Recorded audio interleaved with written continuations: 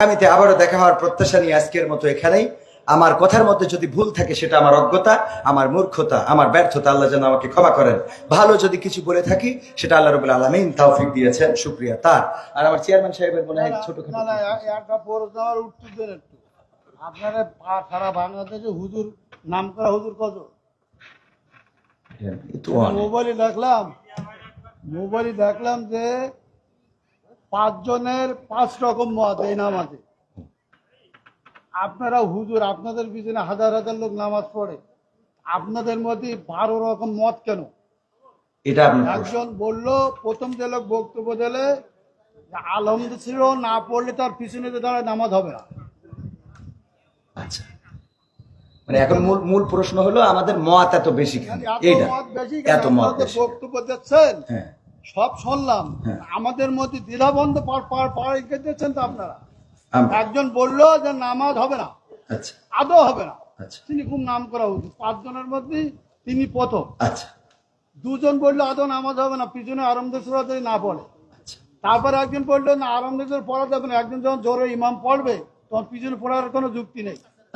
5 জনের 3 জন একমত, 2 জন একমত, আমরা কোন পথে যাব? এখানে বিষয়টা হলো ইখতিলাফ আলেমদের না বাবারে। আমার তো তাহলে এবার আমি একটু উত্তর দিই, সেটা হলো আমি তো অত বড় হুজুর এই বিষয়ে বড় হুজুর উত্তর দিক নাকি? আমি শুধু এতটুকু বলি, সেটা হলো ইখতিলাফটা আলেমদের, এই ইখতিলাফ এটা এখন শুধু না, বিশ্বনবী সাল্লাল্লাহু আলাইহি সাল্লামের সাহাবীদের যুগেও ইখতিলাফ ছিল। এটা মত পার্থক্য থাকবে। আপনি একজন চেয়ারম্যান, বাংলাদেশে অসংখ্য চেয়ারম্যান আছে না নাই? তো সব চেয়ারম্যান কি একই সুরে কথা বলেন? ইসলামের মধ্যে ভেদাভেদ হবে কেন? চেয়ারম্যানই করে একদিনই, আর ইসলাম একদিনই। চেয়ারম্যান আর ইসলামের মধ্যে আপনারা তো বুঝাইতে পারবেন না। আমি যদি বলি, যেমন আপনি একজন আলহাজ মানুষ, দেখেন আপনি সব বাদ দেন, ইসলামের বেসিক কিছু নিয়ম আছে। ইসলামের কোনো সম্পর্ক নেই। আচ্ছা, ইসলামের তো আপনি হজটা করেছেন, তাই না? হজ করেছেন না? আমি যে প্রশ্ন আপনার কলা বেদনা 600 লোক আছে, আপনি সঠিকভাবে উত্তর সঠিকটা আপনি তো উত্তরের আগেই তো বকর করতেছেন। আমার উত্তরটা দিতে দেন, আমার কথা তো বলতে দেবেন। তা বলতে না দিলে আমি কি করে বুঝাবো? ফালতু কথা বলিছেন, বলো খবরদার। ল্যাঙ্গুয়েজ সোজা করেন না, সোজা করে দেবো কিন্তু একদম বলেন। ল্যাঙ্গুয়েজ সোজা করে বলেন। আমি বলছি আমার কথা তো বলতে দেবেন। ল্যাঙ্গুয়েজ সোজা করে দেবো কিন্তু একদম। বিয়াদব লোক কম না গাত ভগর করতে আমি খাবার দেবো, একটা চোখ মুখ বাস্ত করে দেবো কিন্তু একদম। আমি প্রশ্ন করলাম যে একজন লোক বলছে যে আলহামদুলিল্লাহ নামাজ পড় না, শুরু না বললে নামাজ হবে না, ফালতু করতেছি। আমি বলছি আমার উত্তরটা কোন জায়গায় কি বলতে জানি যাই, পোকাচোদা কি লেগে পড়ে জানি যাই। কম না